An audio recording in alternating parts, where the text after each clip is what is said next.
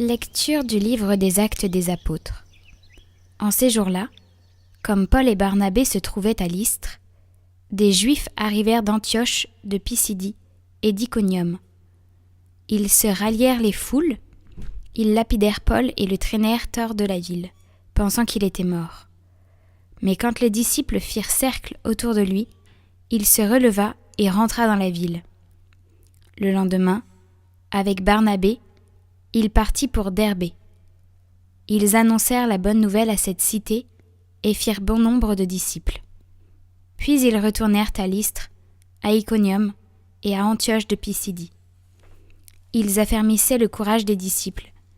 Ils les exhortaient à persévérer dans la foi, en disant « Il nous faut passer par bien des épreuves pour entrer dans le royaume de Dieu. » Ils désignèrent des anciens pour chacune de leurs églises, et après avoir prié et jeûné, ils confièrent au Seigneur ces hommes qui avaient mis leur foi en lui.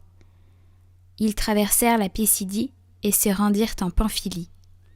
Après avoir annoncé la parole aux gens de Pergé, ils descendirent au port d'Attalia et s'embarquèrent pour Antioche de Syrie, d'où ils étaient partis.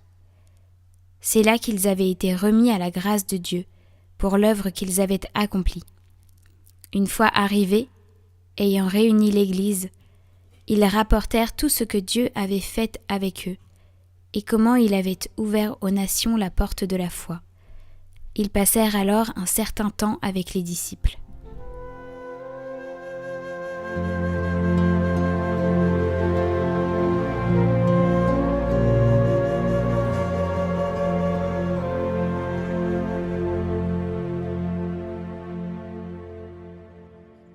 Que tes amis, Seigneur, annoncent la gloire de ton règne.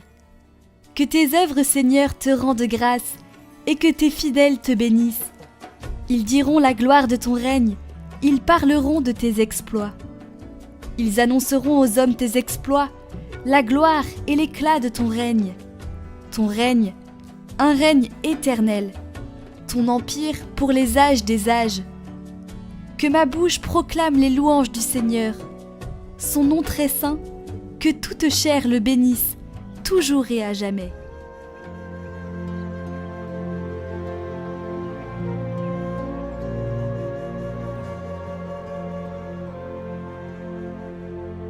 Évangile de Jésus-Christ selon saint Jean.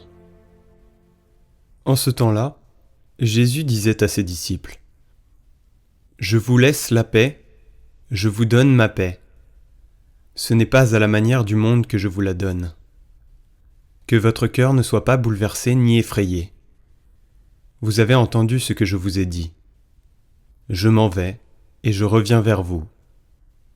Si vous m'aimiez, vous seriez dans la joie puisque je pars vers le Père, car le Père est plus grand que moi. Je vous ai dit ces choses maintenant avant qu'elles n'arrivent. Ainsi, lorsqu'elles arriveront, vous croirez. Désormais, je ne parlerai plus beaucoup avec vous, car il vient, le prince du monde. Certes, sur moi il n'a aucune prise, mais il faut que le monde sache que j'aime le Père, et que je fais comme le Père me l'a commandé.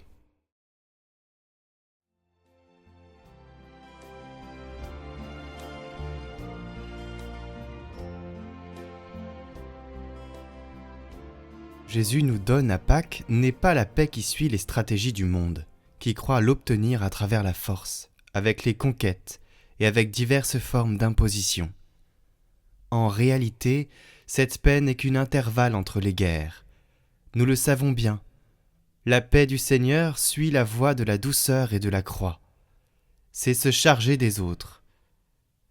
En effet, le Christ a pris sur lui notre mal, notre péché et notre mort. Il a pris sur lui tout cela. Ainsi, il nous a libérés. Il a payé pour nous. Sa paix n'est pas le fruit d'un compromis, mais elle naît du don de soi. Mais cette paix douce et courageuse est difficile à accueillir.